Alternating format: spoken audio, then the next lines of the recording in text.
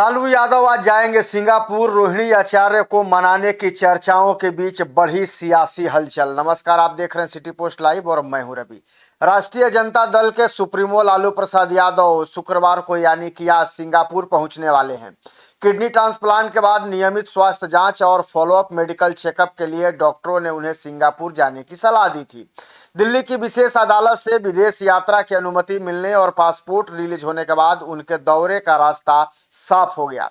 हालांकि लालू यादव का यह दौरा सिर्फ स्वास्थ्य जांच तक सीमित नहीं माना जा रहा है। राजनीतिक गलियारों में इसे लेकर कई तरह की चर्चाएं तेज हैं।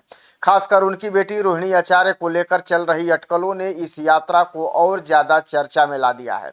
दरअसल रोहिणी को मनाने की चर्चा तेज है। बताया जा रहा है, मीडिया रिपोर्ट्स में दावा किया गया है कि लालू यादव सिंगापुर सिर्फ मेडिकल जांच के लिए नहीं बल्कि अपनी नाराज बेटी रोहिणी आचार्य को मनाने के लिए भी जा रहे हैं। साथ ही यह भी चर्चा है कि रोहिणी को आगामी विधान परिषद चुनाव लड़ाने की भी तैयारी हो सकती है। इन खबरों के सामने आने के बाद खुद रोहिणी आचार्य ने सोशल मीडिया प्लेटफॉर्म एक्स पर प्रतिक्रिया दी है। उन्होंने कुछ मीडिया रिपोर्ट्स के स्क्रीनशॉट साझा करते हुए तीखा हमला बोला है। रोहिणी ने लिखा है, बुरी नीयत वालों का मुंह फिर से काला होगा। जी हाँ, घुसपैठिए, साजिश रचने वालों और विरोधियों के साथ मिलीभगत रखने वाले लोग अपने कुछ मीडिया मित्रों के जरिए मेरे चुनाव लड़ने की अफवाह फैला रहे हैं। उन्होंने आरोप लगाया है कि पहले भी उनकी छवि खराब करने की कोशिश की गई थी और इस बार भी वही किया जा रहा है। मैं लालच और लोभ से दूर हूं, रोहिणी का कहना है। रोहिणी आचार्य ने अपनी पोस्ट में साफ कहा है कि वे किसी भी राजनीतिक लालच या पद की राजनीति से दूर हैं। उन्होंने लिखा है, मेरे बारे में झूठ फैलाने वालों को बता देना चाहती हूं कि उनके किसी भी प्रपंच का मेरी छवि पर कोई असर नहीं होगा।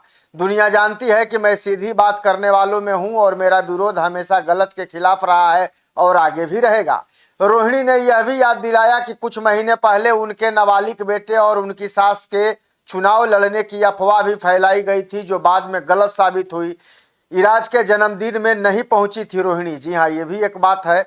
हाल ही में गाजियाबाद स्थित रागिनी विला में तेजस्वी यादव ने बेटे इराज लालू यादव का पहला जन्मदिन बड़े धूमधाम से मनाया गया था। इस समारोह में लालू परिवार लगभग पूरी तरह एकजुट नजर आया। तेज प्रताप यादव भी समारोह में पहुंचे थे, जिनकी पार्टी और परिवार से रिश्तों से लेकर लंबे समय से चर्चाएं चल रही थी। लेकिन इस पूरे कार्यक्रम में सबसे ज्यादा चर्चा रोहिणी आचार्य की गैर मौजूदगी को लेकर हुई। रोहिणी न तो जन्मदिन समारोह में शामिल हुई और न ही सोशल मीडिया पर भतीजे को लेकर कोई पोस्ट किया। उसके बाद परिवार में अंदरूनी नाराजगी की चर्चाओं ने फिर जोर पकड़ लिया है। विधानसभा चुनाव के बाद बढ़ी थी दूरी। आपको याद होगा कि बिहार विधानसभा चुनाव में राजद की हार के बाद परिवार के भीतर तनाव की स्थिति बनी थी। उसी दौरान राबड़ी आवास में हुए कथित विवाद की खबरें भी सामने आई थी। बताया जाता है कि रोहिणी आचार्य उस समय देर रात रोते हुए राबड़ी आवास से निकली थी और बाद में दिल्ली होते हुए सिंगापुर चली गई थी। मीडिया से बातचीत में उन्होंने गंभीर आरोप लगाते हुए कहा था कि उनके साथ गाली गलौज और बदसलूकी हुई है। उन्होंने यहाँ तक कहा था कि उन्हें चप्पल से मारने के लिए चप्पल तक उठाई गई है। हालांकि उन्होंने किसी का नाम सार्वजनिक रूप से नहीं लिया था। तो माना जाए कि क्या परिवार को एकजुट करने की कोशिश काम आएगी। राजनीतिक जानकारों का यह मानना है कि लालू यादव का यह सिंगापुर दौरा सिर्फ स्वास्थ्य जांच नहीं बल्कि परिवार को फिर से एकजुट करने की कोशिश भी हो सकती है।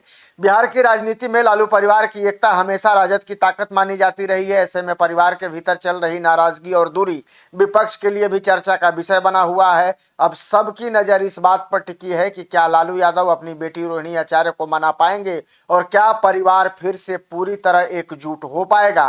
तो जो रोहिणी आचार्य का पोस्ट आया है जिसमें रोहिणी आचार्य ने कहा है कि एक बार फिर से मुंह काला होगा, अब इस सवाल का भी जवाब ढूंढा जा रहा है कि आखिर रोहिणी आचार्य ने यह हमला किस पर किया है। आप क्या सोचते हैं इस खबर को लेकर, कमेंट में जरूर बताएं।